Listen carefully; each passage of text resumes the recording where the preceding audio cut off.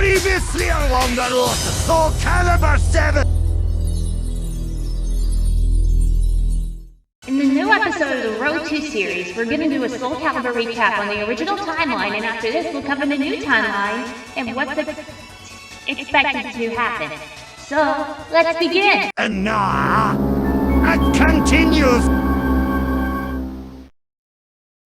After claiming Soul Edge from Rotfather's auction at a shop, Cervantes went completely berserk.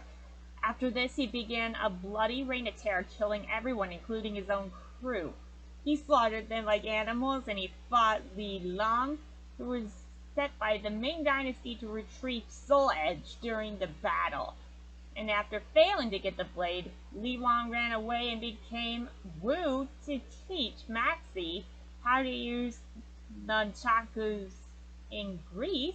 One day, while she was bathing in a lake in a white bikini, a young woman named Sophitia Alexandra was tasked by the god of fire and forged Hephaestus to track down the blades since her father Zeus and one of his sons Ares would get his hands on such a blade and overthrow Olympus. Sophitia traveled the world cleansing and saving people until she made it to Valencia, Spain. And when she got there, she stayed Li Long, who ran away from the pirate if it wasn't for those meddling kids! Seeing his chance, Cervantes raised his sword to deliver the final blow. Suddenly, there appeared a ninja known as Taki, who rescued the wounded warrior. Taki defeated Cervantes in a battle to the death before carrying the injured Sophitia away. But when she did, Taki managed to extract the shards from Sophie's body. But since a shard was lodged in her heart, Taki tried to remove it, but Sophie screamed, telling her to stop because if she did, Sophitia would die, so they left it inside her for the rest of her life. Cassandra would be filled in on what happened, and no one believed her story outside of her own sister. Meanwhile, at the Valencia port, Cervantes drowned. Dead! Not a big surprise! When he died, a young German knight named Siegfried was looking for the blade after he accidentally killed his father and found the cursed blade of destruction. When he was about to pick it up, the carcass of Cervantes causes the being that lied within Inferno took over the husk and battled Siegfried. And then the battle was fierce, and Inferno, Husk dies. But after defeating the husk of Cervantes, Siegfried picked up the blade, and Inferno had told him that if he could bring enough souls, it would bring back his dead father, turning him into Nightmare. And then a pillar of light pierced through the heavens, the product of rampant evil, the evil seed. No one could have predicted that it would become a catalyst of catastrophe across the world, and a lot of the people were affected in different ways. What are you? My dreams? Eon becomes crazy after he fell down the stairs after a bunch of people took him in. Talim fell into a coma for a couple of days and almost died. Cervantes came back to life. Isca started manipulating people. Raphael had to defend himself from a French noble who exploded at him, making Raph an outlaw. Hilda's father, King George, went insane, and his daughter was crowned princess when she was 11. The Grand Labyrinth where Olkadan was imprisoned is opened. Skeletons, revenants started coming to life. Wanga Bak becomes a Malfested Huang Xiangjian, escaped after becoming a Malfested. Mitsurugi escaped thanks to Algol. The Lingxing Su, everyone there falls in disarray and turned into berserk killing machines, aka insane murderers. A lot of people were killed except a girl named Sheng Lin.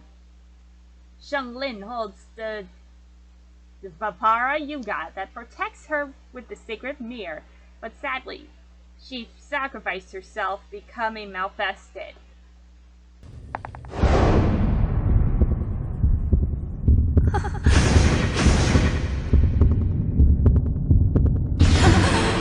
I understand now.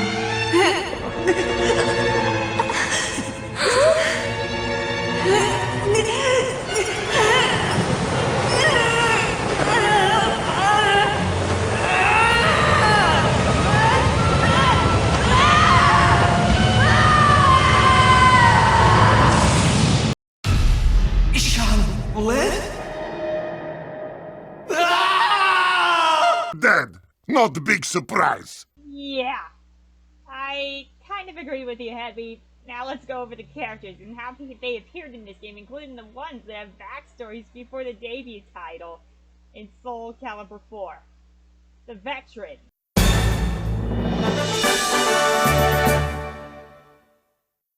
Mitsurugi Heishiro was born the fourth son of a farmer in VII, Japan, but after many years of seeing his homeland ravaged by war, he decided to become a samurai. After his parents' death in his 14th year, he took a sword and the last name Mitsurugi, and he went to train under the powerful warlord of the Murakami clan.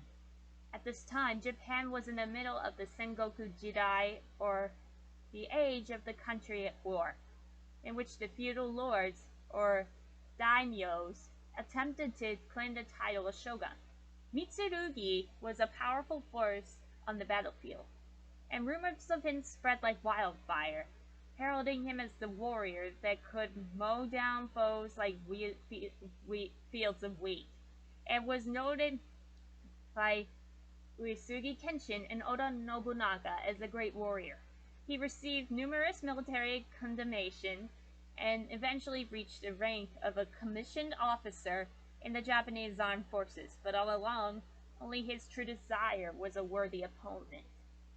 After leaving the Murakami clan, Mitsurugi continued to fight in every war in Japan as a hired mercenary. It was during this time that he had learned of a new weapon that was said to be changing the way wars would be fought: the rifle. He had originally dismissed this weapon as a novelty, but he soon learned that it was capable of obliterating the Takeda cavalry at the Battle of Nagashino. He sensed that the arrival of the rifle in common warfare would put him out of business. He decided that the only way to combat with this was to find a stronger weapon: the Enchanted Sword of Legend, Soul Edge, or Soul Blade. During the late 16th century, the oppressed peasants of Germany were revolting against the Holy Roman Empire. Within its forces weakened by the Italian wars, the German peasants finally had a fighting chance.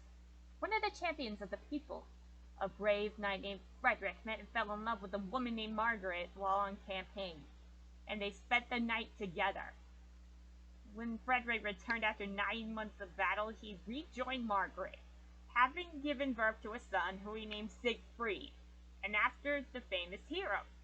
Over the course of the next 10 to 15 years, Frederick spent a lot of his time teaching his son swordsmanship. Embarking on a foreign crusade, Frederick promised Margaret that he would return. Unfortunately, without his father's guidance, Siegfried began to socialize with a delinquent clan of teenagers and soon became the leader of their band of thieves known as Schwarzwind, meaning black wind. In a misguided act of national pride, the band devised a plan to attack the knights who ran away from the Crusades, as they were bound to carry valuable prized possessions, and they were too cowardly to deserve respect in any case. That night, the Schwarzwind ambushed a group of war-weary soldiers too tired to retaliate. Siegfried even managed to kill the commander himself. But as he held the commander's severed head in triumph, the moonlight shone on its face, and Siegfried screamed when he realized the head of his own father. In mere seconds, Siegfried's mind had broken, upon which point he ran straight into the forest, becoming more and more insane as he ruminated over his previous acts until he came to a point at which he psychologically convinced himself that his father's murderer was actually someone other than himself.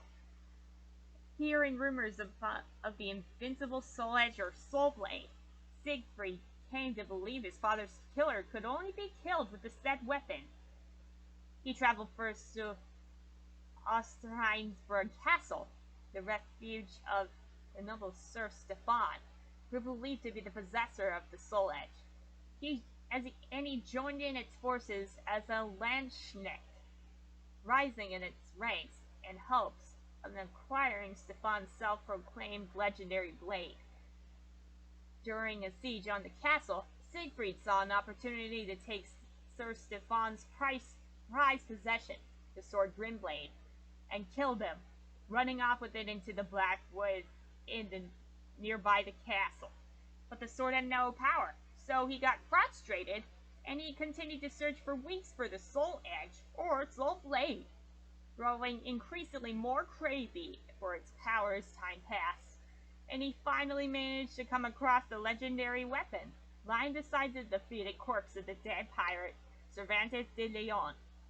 But as he reached for it, the corpse lit up in a hellish blaze of fire and attacked him. Siegfried raised his Zweihander and defeated the fiery inferno, breaking his sword in the process, earning the right to wield the Soul Edge or SOULCALIBUR for himself. At the precise moment that Siegfried obtained the cursed blade, the evil seed that emanated from him in a beam of light that rained across the entire world, leading to only death and destruction. At the moment Siegfried heard the voice of the wicked sword, who arranged to deal with him. Siegfried would help the blade to restore itself by gathering souls, and Soulblade would resurrect his father Frederick. Siegfried accepted and carried the blade into many slaughters until he finally succumbed to the sword's restored powers, transforming him into the Azure Knight Nightmare. Taki was orphaned at an early age and was brought up by a ninja master named Toki. She was trained in the ways of the ninja, growing into an expert spy and great schemer, techniques taught by Toki, whose clan lived in seclusion. Many among this clan had extraordinary abilities that had either been lost or forgotten by the general population. Taki, being blessed with supernatural powers of her own, decided to travel throughout Japan to conquer the evil demons who threatened ordinary people. To aid her in this task, she forged her own weapons with love and care, her favorite of which was a short sword, Rekimaru, which also had supernatural powers. During this time of civil war, many military commanders employed ninjas, but Taki worked for herself.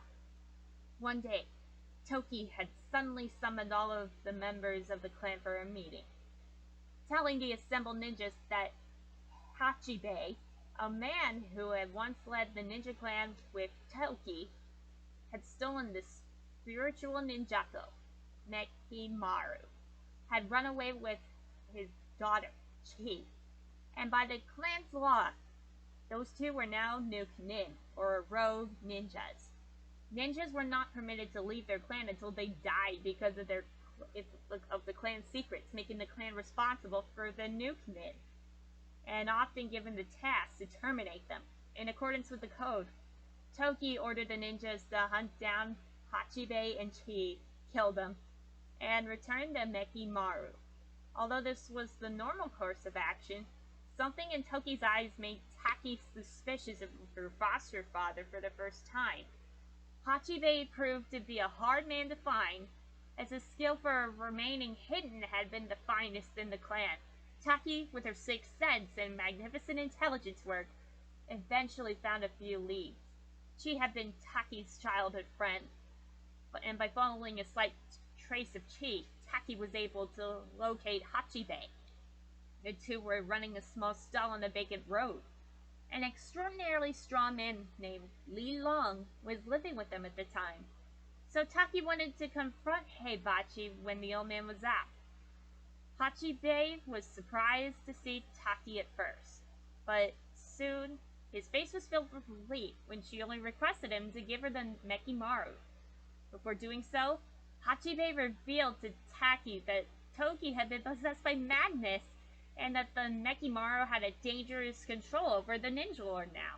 He stated that this was for the reason that he had taken the sword and left. And so, even though Taki had her suspicions about Toki, she still found it hard to believe that the dull blade Hachibe held in his hands had extraordinary spiritual powers.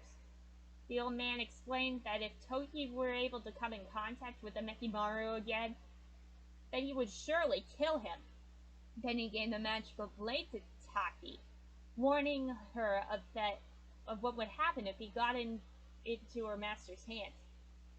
Hachibei's trust caused her suspicion of Toki to grow, and so she let he and Chi go free and hid the Mekimaru where she was certain no one would find it. When Taki returned to the clan, she fabricated a story about Chi's Chinese lover taking the sword and killing both Chi and Hachibei.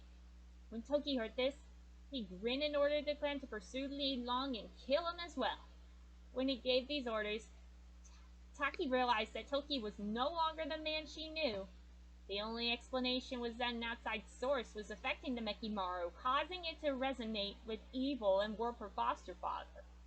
Hearing rumors of the cursed soul, or soul blade, Taki felt certain that this was the source of evil and thus set out on a journey to find the blade and destroy it. For some time, Taki had noticed that her favorite sword, Rekimaru, had been acting strangely.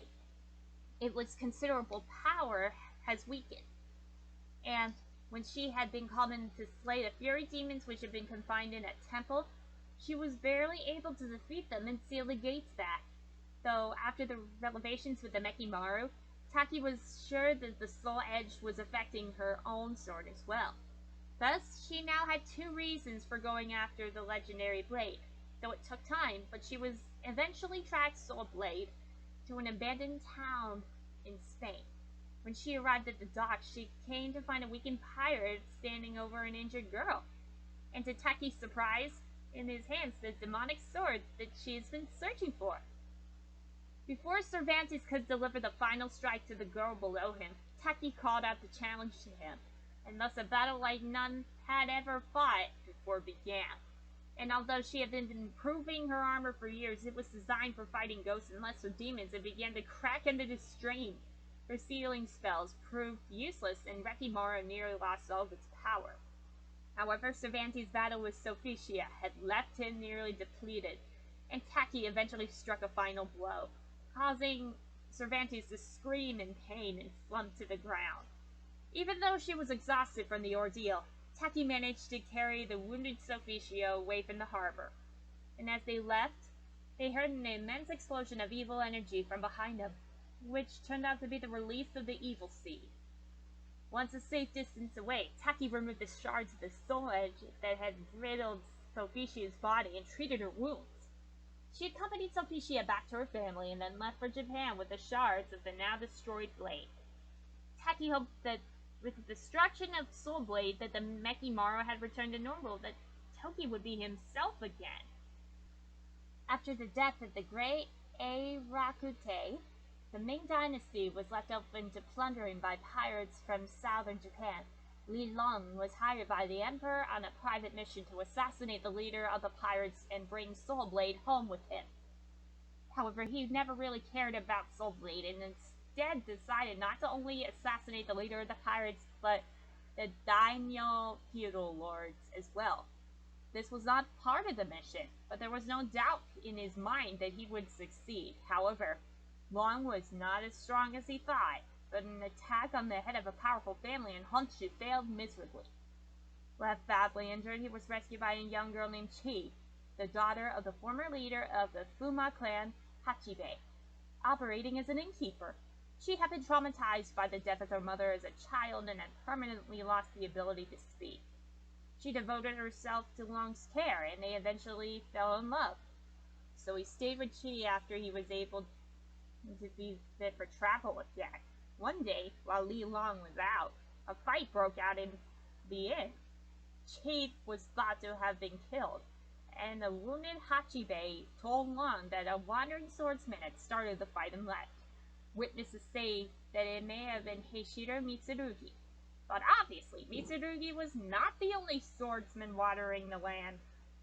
In actuality, the swordsman had been the ninja of the Fuma clan, sent by its leader Toki to take back the ninjato Mekimaru that Hachibei had stolen from them, and Long set out on revenge on Chi's behalf. Learning along the way that Mitsurugi was looking for Soul Edge, Li Long decided that if he found the sword first, Mitsurugi would eventually have to come fight him. And it turned out that Mitsurugi was responsible for Chi's death. He would seek out every last swordsman until he got his revenge. And in his journey, he came to Valencia, Spain, where he found the dread pirate Cervantes, keeper of the Watchers, one of which Long had killed previously, and the possessor of the Soul Blade. He tried to steal the evil blade from him and ended up in a fierce battle with the pirate. But he was quickly defeated by the sword's overwhelming power and fell to the ground drenched in blood, calling out Chi's name. At that exact moment, she awoke in a monastery in Honshu. She may have been severely scarred in her back, but she was still alive. But eventually learned of Long's misguiding quest for revenge on her behalf. She waited for him for a month, when she discovered that she was pregnant with his child. Sophitia lives in Athens with her family, a part of the Ottoman Empire, the daughter of a Greek baker. She worked at her family bakery.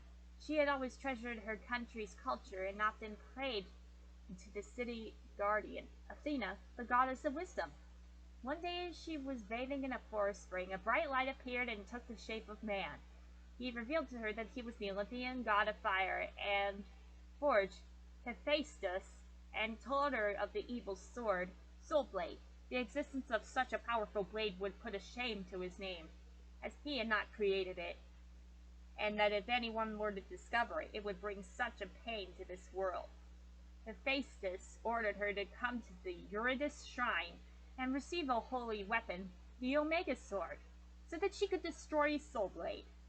At first, Sophitia was reluctant to take the holy mission, as she told Hephaestus that she was but a baker's daughter. However, Hephaestus insisted that she could achieve the goal, and Sophitia relented.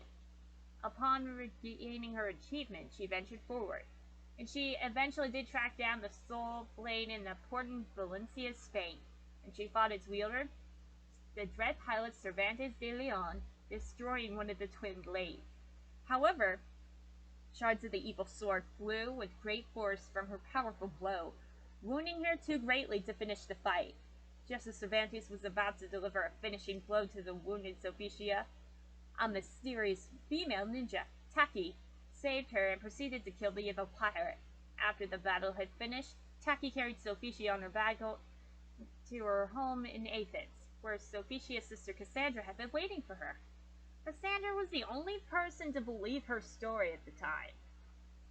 Born the son of Mr. Adams, an English curio dealer specializing in rare weapons, Nathaniel William Adams obtained his nickname Rock because of his immense strength.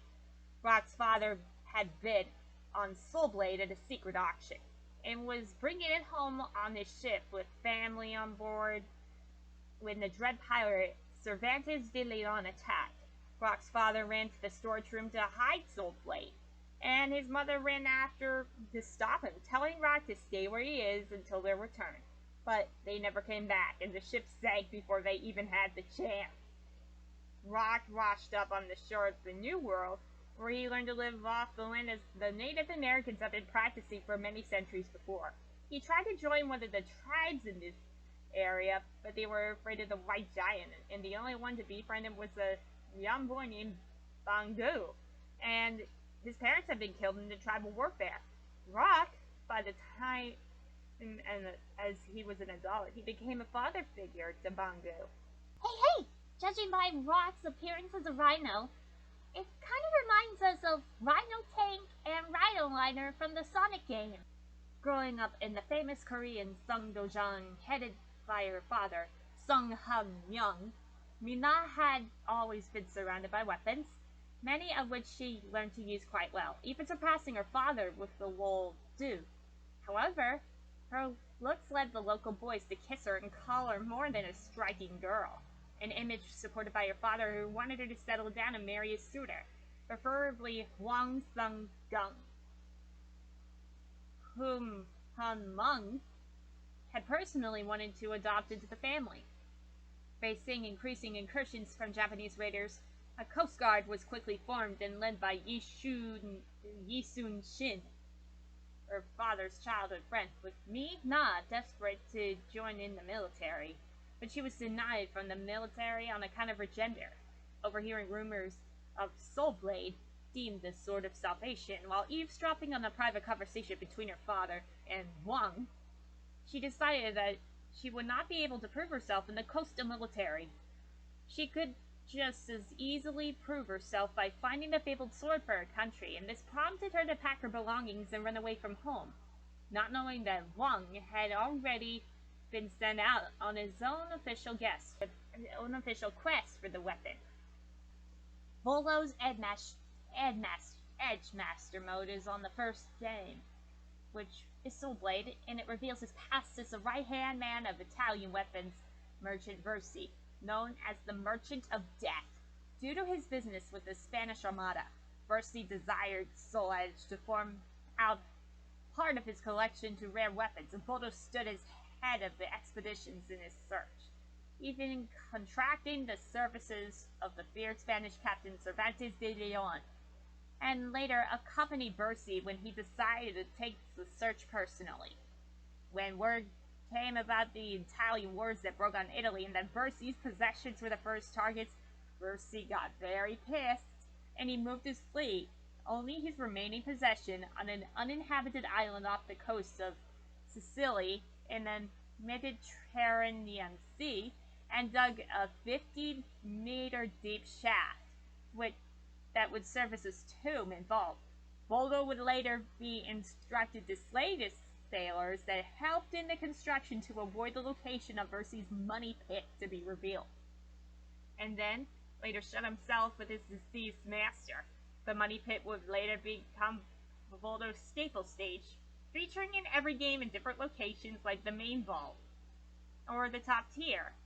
Voldo would remain sealed underground, turning himself into the guardian of the tomb and slaying those who ventured to steal, making rumors of the island, its treasures, and its ghost guardians spread around the globe. Years later, Voldo would hear his master's voice commanding him to search Soul Blade once again, making him leave the tomb to do so. Wang Sung-young was born to parents who, while poor, had a strong sense of justice. However, this resolve was left to their downfall. He grew up hardened and eventually enrolled himself in the Sung Dojang to learn to use the long sword. It didn't take him long to become the best student in the Dojang, and was eventually deemed good enough to be taught a private lesson by the master himself, Sung Han-young. The master was very happy to have such a gifted student and was even considering adopting him as a son. However, he never had a chance to do so. So, his daughter, Sung Mina, was only friends with Wang, and mutual lack of desire to make the relationship anything more than friendship, facing increasing incursions from Japanese raiders. A coast guard was quickly formed and led by Admiral Yi Sun-sin, with Wang as the first to volunteer. Rumors of Soul Blade, deemed the Sword of Salvation, spread to Korea, and Yi Sun-sin sent him to go find it. The father of Cervantes, Philip de Leon, was a privateer sent on a special mission from the Spanish king to loot in the name of Spain. One day, he sailed closely to an English ship with intent to loot it, only to find out too late that it was a warship. He was taken by surprise, the ship was destroyed, and he died along with it. Cervantes was devastated, so he grew up full of pride over his father, who was a great sailor, but became a notorious pirate because of his father's death. Because of it, he decided that if what happened to the sailors that swear allegiance to Spain, he would forsake it and become a pirate. One day, he received a message from the Merchant of Death, Versi. It was a request to find Soul Blade. At first, Cervantes dismissed the offer, but finally accepted, since Versi was the merchant who gave him the artillery for this ship. After a year of searching, Cervantes found information pointing to an antique dealer with a strange article. There was no specific evidence that said article was Soul Blade, but Cervantes was a pirate and could find some use for the ship's goods, even if Soul Edge was there or not there. Cervantes attacked the ship, and nobody heard from him again for more than 20 years. He obtained Soul Edge from within his efforts and eventually drove him crazy, as if it had devoured his own soul and caused him to go into a psychotic state of insanity, leading Cervantes to killing his own crew and under the dark and malevolent power of the Soul Blade itself. His insanity made him kill anybody who had come seeking the sword for their own reasons. Li Long was the first to confront him in an attempt to possess Soul Blade, but he was defeated by him thanks to the overwhelming power. Realizing that he was not strong enough to defeat Cervantes, Li Long had decided to make an immediate escape, with Cervantes pursuing in an attempt to kill him and absorb his soul. However, Li Long successfully fled from the scene of battle, and in the end, the combined efforts of Sophitia, Taki, and Siegfried have led both to Cervantes' defeat and supposed death.